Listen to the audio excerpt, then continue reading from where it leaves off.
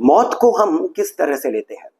मृत्यु, ये हमारे जीवन का, हमारी जिंदगी का एक कटु सा सत्य है। सच तो है, परंतु कड़वा भी है। हमारे रिश्तेदारों के बारे में जब हम सोचते हैं तब हमारा दिल दहल जाता है। हमारी खुद की मृत्यु जब आने की बात हमारे मन में कभी आ भी जाती है तो अंदर एक तांडव सा मच जाता है। और केवल मृत्यु ही नहीं, हमारे जीवन में जितनी भी आपदाएं हैं, विपत्तियां हैं, जितनी भी मुसीबतें, रुकावटें आती हैं, हमारा जो मन है बड़ा ही डामाडोल सा हो जाता है। सत्य है। परंतु यदि मैं आपको कहूं कि मौत को देखने का हमारा जो पर्सपेक्टिव है वही गलत है, वही यदि हम बदल देते हैं तो मृत्यु हमें कुछ और ही दे देगी। मृत्यु की बात हमें आनंदित कर देगी, प्रसन्नता दे देगी। थोड़ी बात अटपटी सी लगती है ना? मैं आप सभी के लिए आज एक कथा लेकर के आया हूं। ये कहानी मैंने वैसे तो इंटरनेट पर कुछ दिनों पहले पढ़ी थी और लिखने वाले का अपना एक पर्सपेक्टिव रहा होगा, परंतु इसे मैंने जैसे देखा आपके सामने मैं उसे साझा कर रहा हूं। आपका क्या मत है? आप इसे किस प्रकार से देखते हैं? मुझे कमेंट सेक्शन में अवश्य जाकर के बताइएगा। आज के समय की कहानी है तो इसे मैं बता भी आज ही के समय की भाषा के साथ में, लहजे के साथ में रहा हूं। यदि आपको पसंद आएगी तो आप इस चैनल को, इस वीडियो को लाइक भी कर लीजिएगा, सब्सक्राइब भी कर लीजिएगा। अब कहानी क्या है? कहानी जैसे मैंने अभी कहा आज ही के समय की है। तो एक सज्जन था, एक व्यक्ति था, यंग सा था। उसकी शादी अभी भी हुई थी कुछ समय पहले और उसका 3 साल का एक बच्चा भी था। वो ऐसे ही सैटरडे को अपना कुछ एक लेजर टाइम बिताने के लिए गया होगा किसी एक बार में। वहां पर उसके हाथ में एक ग्लास था और बारटेंडर को उसने एक और ग्लास बनाने के लिए बोल दिया। अब जैसे वो अपने इस ग्लास का मजा ले रहा था तभी उसकी नजर पड़ी सामने वाली एक कुर्सी पर। कुर्सी पर एक यमदूत बैठा था। देखकर ही पता लग रहा था कि ये कोई इंसान नहीं है, कोई यमदूत है। यमदूत को देखते ही इन महानुभाव, इन सज्जन की आंखें फट गई, दिल जोर धड़कने लगा। वो जो 2-3 पैग उसने जितने भी पिए होंगे उन सभी का नशा उतर गया। हाथ पांव कांप गए, पसीना आने लग गया। उसने यमदूत को देखा और यमदूत ने भी उसे देखा। व्यक्ति ने कुछ नहीं कहा। यमदूत ने उसके कंधे पर हाथ रख के कहा, और ऑर्डर मत दो, ये तुम्हारा आखिरी जाम है। ये सुनकर के उसके हाथ में जो ग्लास थी वो हिलने लग गई, उसके हाथ कांपने लग गए। फिर उसने थोड़ा सा अपने आप को सेटल डाउन किया, थोड़ा सा 1-2 गल्प करे थूक के, और फिर थोड़ी हिम्मत जुटा करके बोला, मैं अभी अभी कुछ ही सालों पहले मेरी शादी हुई है, 3 साल का बच्चा है। अभी उसे पता भी नहीं है कि उसका पिता जो है वो कैसा है, किस प्रकार का इंसान है, क्या करता है। मुझे 1 साल और दे दो आप, 1 साल यहीं पर ही मैं आपको मिलूंगा पक्का। 1 साल मुझे अपने बेटे के साथ में बिताने दो, उसको कुछ यादें देने दो। यमदूत ने उसे देखा, थोड़ा सा मुस्कुराया, कंधे पर हाथ रखकर कहा, ठीक है 1 साल यहीं पर ही मिलूंगा। अब 1 साल बीत गया। इस 1 साल में इस व्यक्ति ने अपने बेटे के साथ में बहुत समय बिताया, बहुत सारी कहानियां सुनाई, बहुत खेला, बहुत घुमाया, उनसे फोटोग्राफ्स लिए बहुत सारे, यानी कि बहुत सारी मेमोरीज बना ली। अब 1 साल बाद ये लगभग भूल ही गया था कि ऐसा कुछ हुआ भी था। ये फिर से किसी और सैटरडे को बैठा था उसी बार में, हाथ में एक और ग्लास था। इसकी नजर तभी पड़ गई उसी यमदूत पर। ध्यान आ गया 1 साल पहले का वो वाक्या, वो बात। हाथ फिर से कांपने लग गया। यमदूत ने कहा, चले अब। इस बंदे ने कहा, इस व्यक्ति ने कहा, मेरी पत्नी जो है वो अभी अभी वो प्रेगनेंसी का जो डिप्रेशन वगैरह वगैरह रहता है उसे अभी अभी बस बाहर ही आ रही है। वो अभी अपना जीवन एंजॉय करने ही वाली है। कुछ साल और दे दो, मेरा बेटा जो है मुझे पहचानने लगा है। अब वो मुझे पापा कह करके बुलाता भी है, मेरा वेट भी करता है। कुछ साल दे दो, मैं उसे स्कूल भेजूं, स्कूल में उसे पता तो लगे कि कैसे जीवन जिया जाता है, कष्ट जो होते हैं, फेल अगर हो जाता है तो कैसे जीवन को एक एक स्ट्रॉन्ग मैन की तरह देखा जाए। कुछ साल दे दो। यमदूत फिर से मुस्कुराया, कहता है ठीक है, कुछ साल, कितने साल होंगे मैं तय करूंगा, पर तुम्हें मैं अवश्य मिलूंगा यहीं पर ही। ये जो व्यक्ति था ये फिर से गया, अपने घर गया, कुछ साल और बिताए। इतने सालों में पत्नी के साथ अब और भी अधिक समय बिताया। अपना काम जो था इसे बहुत ही मेहनत, मशक्कत, शिद्दत के साथ में किया।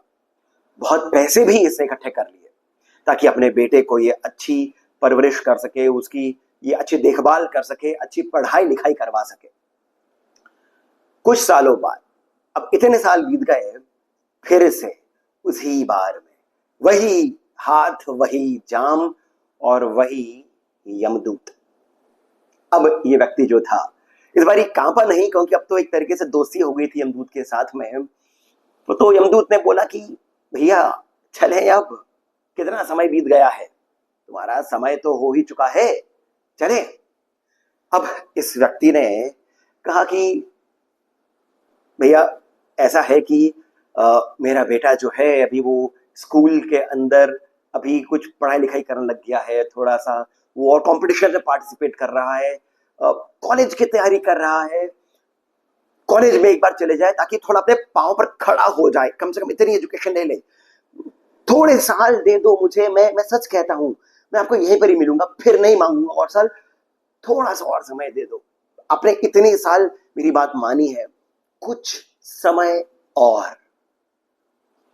यमदूत ने कहा ठीक है, इतने साल दिए हैं, कुछ साल और देता हूं, भूलना नहीं, आऊंगा फिर से। कुछ साल और बीत गए। अब ये जो व्यक्ति था, अब ये उस बार में नहीं जाता था।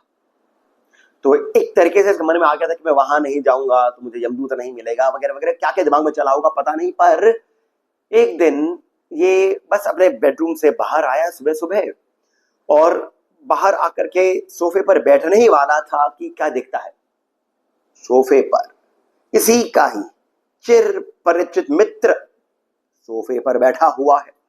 कौन था? वही यमदूत, अब इसके घर में बैठा हुआ है। यमदूत ने बोला, अरे अब बाहर नहीं जाते हो? मैं तो इतने सालों से वहीं पर ही तुम्हारी प्रतीक्षा कर रहा था, अब नहीं जाते हो? तो वो जो व्यक्ति था, अब वो भी डर तो उसका दिल से निकल चुका था, वो भी बैठ गया सोफे पर, थोड़ा हाथ पीछे रखा और मुड़ करके यमदूत से कहा कि नहीं, मैंने ना अब पीना वगैरह सब छोड़ दिया है, अब मैं अपनी सेहत का ध्यान रखता हूँ, थोड़ा एक्सरसाइज करता हूँ, थोड़ा प्राणायाम वगैरह, मेडिटेशन वगैरह करता हूँ, तो अब मेरी सेहत में भी सुधार है। तो यमदूत ने कहा चले, समय आ गया है, कितना और टालोगे? तो इस व्यक्ति ने कहा ठीक है, आपका कहना तो ठीक है, पर मेरे बेटे का ना, जो अभी भी कॉलेज में गया था, उसका ब्रेकअप अभी अभी हुआ है। बहुत प्यार करता था वो उस लड़की से, ब्रेकअप हो गया है, टूट सा गया है, पढ़ाई में भी मन नहीं लगता है। मेरी पत्नी भी जो है वो अब घर पर रहती है, नौकरी नहीं करती है। अगर ऐसे में ना मैं चले जाऊंगा ना तो सभी के लिए ना थोड़ी सी मुश्किल आ जाएगी। थोड़ा सा और समय, थोड़ा सा अपने बेटे को मैं बताऊं कि एक लड़के से एक पुरुष बनना, जो आज की डेट में कहते हैं ना from a boy to a man, वो मैं उसको सिखाऊं, आवश्यक है। आपको भी पता है पिता की ये एक जिम्मेदारी होती है, रिस्पॉन्सिबिलिटी होती है। थोड़ा सा और समय। यमदूत ने बोला कितना खींचोगे, कितना खींचोगे? चल दिया। अब दोस्तों होता क्या है कि इतना समय ये एक ही बात करे जा रहा है, टाले जा रहा है। कुछ समय बाद फिर से यमदूत आते हैं, ये कहता है कि मेरा बेटा जो है अब उसकी शादी होने वाली है, उसे मैं बताऊं तो सही कि पति धर्म क्या होता है, पति का क्या क्या उसका उसकी रिस्पॉन्सिबिलिटीज होती हैं। थोड़ा और समय, यमदूत ने फिर से कहा जाओ ले लो। थोड़े समय बाद फिर से यमदूत आया। अब इस व्यक्ति ने कहा, जो अब थोड़ा सा बूढ़ा हो गया था, बाल थोड़े से पक गए थे, हल्की सी झुर्री आने लग गई थी, मूछें थी वो थोड़ी थोड़ी सी सॉल्ट एंड पेपर लुक जो आता है वैसा सा आ गया था, बालों पर भी वैसा ही आ गया था। घर थोड़ा बड़ा हो गया था, नया घर था, बेटे की शादी जो हुई थी।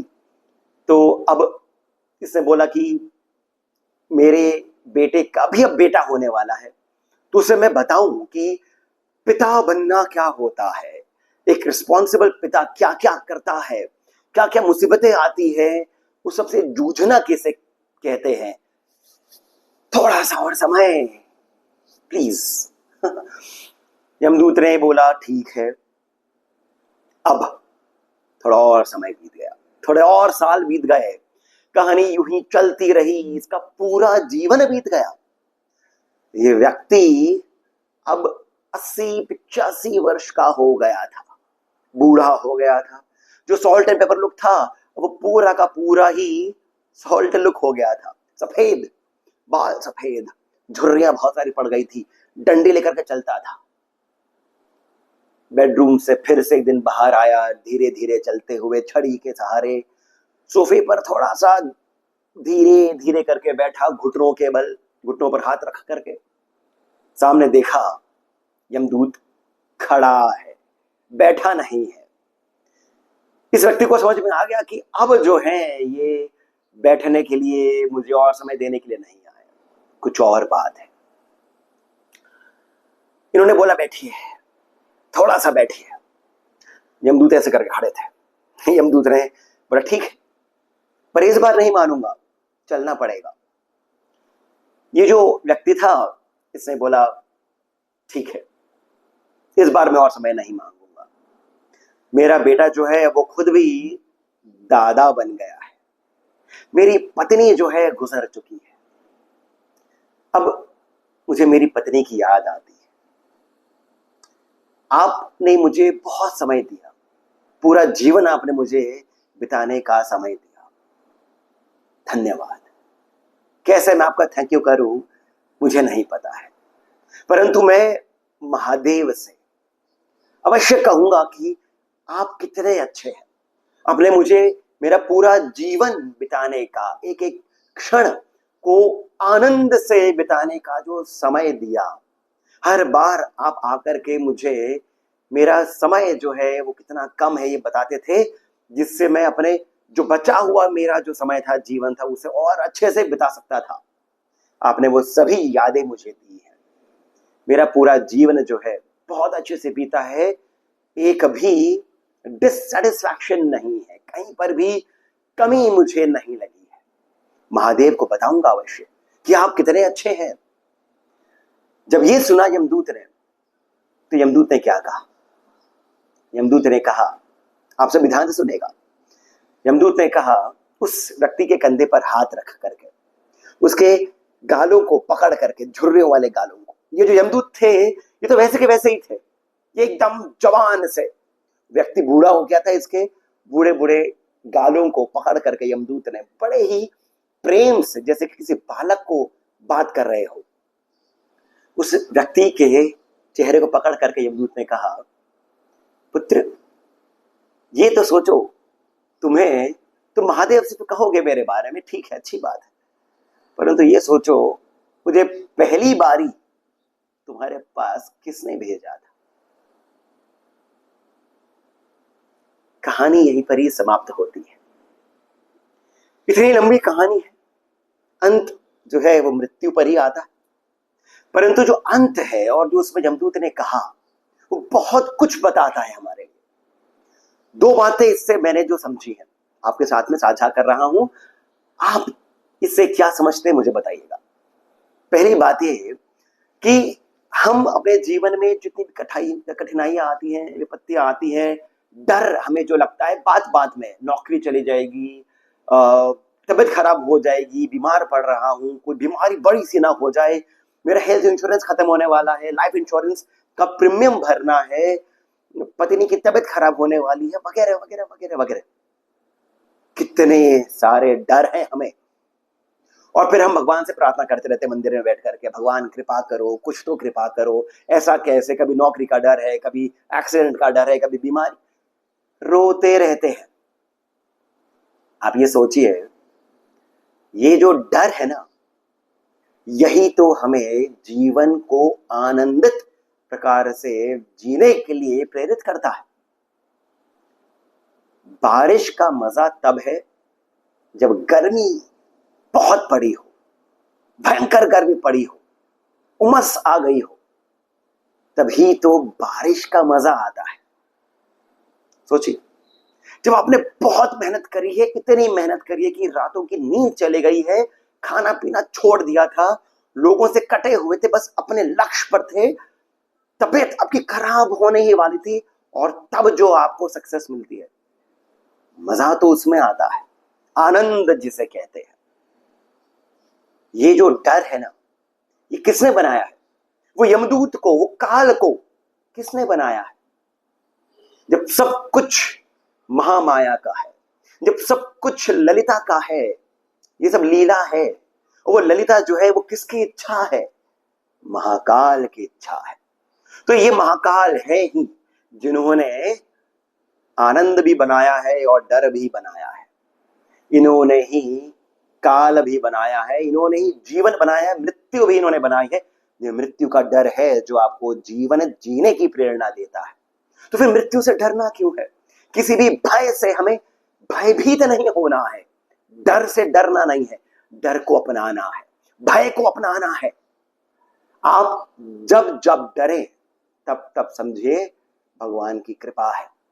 कृपा का और क्या तरीका हो सकता है? आपको रास्ते पर लेकर के आते हैं। इस कहानी में भी जब जब यमदूत आए हैं तब तब ये व्यक्ति जो है अपने कर्तव्य की बात करता है। हर बार सोचिए, डर नहीं रहेगा तो फिर आप तो कितना ही कचरा खा जाएंगे, जो बर्गर, पिज्जा, जितना भी तेल तला गुला वगैरह वगैरह, दारू वगैरह, सब कुछ हम खाते ही रहेंगे अगर शरीर का डर नहीं होगा, बीमारी का डर नहीं होगा, रुपए खर्च नहीं हो जाने का डर होगा। तभी तो हम मेहनत करने का हमारे अंदर वो जज्बा आता है। हमारे रिश्तेदार, हमारे जिनसे हम प्रेम करते हैं, वो हमें छोड़कर ना चले जाएं, इसी कारण हम उनके साथ में समय भी बिताते हैं, उन्हें हम प्यार भी करते हैं, उन्हें हम नाना प्रकार की चीजें भी देते हैं। ये इसी कारण है कि वो डर है। डर बुरा नहीं है। गीता का पहला अध्याय जो है, श्री कृष्ण ने यही कहा है कि हे पार्थ, ये जो डर है ना, ये बहुत अच्छी बात है। ये डर है जिससे तुम लक्षित रहोगे। तो पहली बात मुझे ये समझ में आई इस कहानी से। दूसरी बात क्या समझ में आई, और ये और भी अधिक गहरी है। दूसरी बात ये है कि जब हम मृत्यु की बात करते हैं, और विशेषकर मृत्यु की बात करते हैं, मरने की बात करते हैं, मौत की बात करते हैं, सोचिए हमारी एक एक सांस का हिसाब लिखा जा रहा है। जब लिखा जा रहा है, इसका मतलब ये है कि वो जो महाकाल है वो आपका पल पल ध्यान रख रहे हैं। ये सोचने और समझने वाली बात है। आपका ध्यान महादेव को हमेशा है। महाकाल हर क्षण आपके बारे में सोच रहे हैं, तभी तो आपका एक एक क्षण वो लिख रहे हैं। हमें मृत्यु कभी भी आ सकती है, कभी भी, किसी भी पल, किसी भी क्षण, किसी भी रूप में। इसका मतलब क्या है? इसका अर्थ क्या है? इसका अर्थ यह है कि वो जो परब्रह्म है, उनके ध्यान में हम हर पल हैं। जो कमी है वो ये कि हमारे ध्यान में वो हर पल है कि नहीं। और जब ये हो जाएगा कि हमारे ध्यान में वो हर पल है, तभी तो योग हो जाएगा। ये कहानी सुनकर के मुझे ये बात ध्यान में आई, और जैसे ये बात ध्यान में आई, मैंने उसी पल भगवान को धन्यवाद कहा कि यह आप ही की कृपा है कि मेरे सोचने का जो दृष्टिकोण है वो कुछ इस प्रकार का है। नहीं तो एक और कहानी पढ़ करके, अच्छी कहानी है सुन करके मैं छोड़ देता, या फिर कहानी कितनी छोटी सी है, अजीब सी एंडिंग है, मैं छोड़ देता। ये केवल दृष्टिकोण है, पर्सपेक्टिव है। ये पर्सपेक्टिव ही तो है जो प्रिज्म में या आप सभी ने एक्सपेरिमेंट किया होगा स्कूल में, प्रिज्म में वो जो लाइट आती है वो 7 कलर छोड़ती है, जिससे हमें पूरी दुनिया दिखती है, रंग जो दिखता है। पर्सपेक्टिव है, पर्सपेक्टिव छोटी बात नहीं है, यही तो मेन बिंदु है।